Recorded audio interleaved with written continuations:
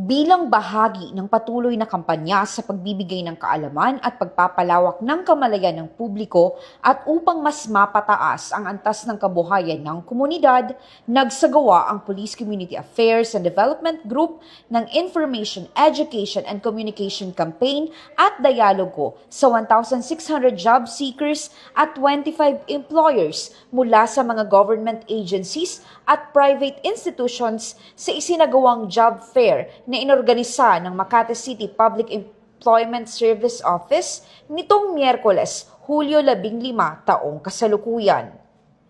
Pinangunahan ang aktibidad ni Police Colonel Luis E. Gisik, Chief CAD, sa ilalim ng superbisyon ni Police Brigadier General Vina H. Guzman, Director PICAG, katuwang ang PNP Recruitment and Selection Service at Makati City Police Station.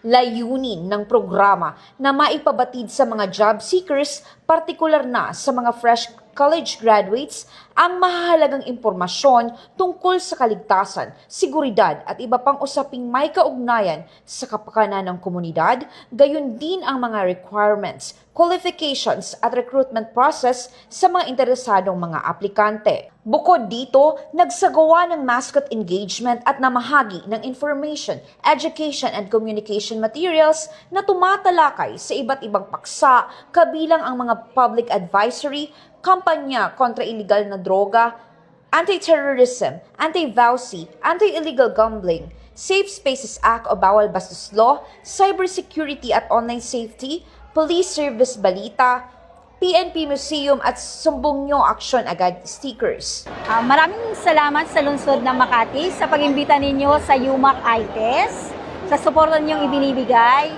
At dahil dito, marami pong matutulungan na mga lumahok sa programa ninyong napakaganda ng mga MIT, Culminating Activity.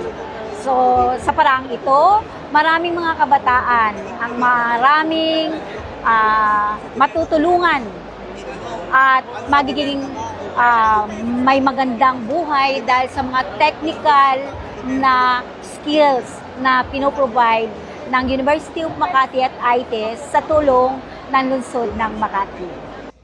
Ayon sa CAD, ang ganitong mga programa ay bahagi ng patuloy na pagsusumikap ng pambansang kapulisan na palakasin ang kamalayan ng publiko at mas mapataas ang antas ng kabuhayan ng mga mamamayan at hikayatin ang aktibong pakikilahok ng mamamayan sa pagpapanatili ng kapayapaan at kaayusan ng komunidad.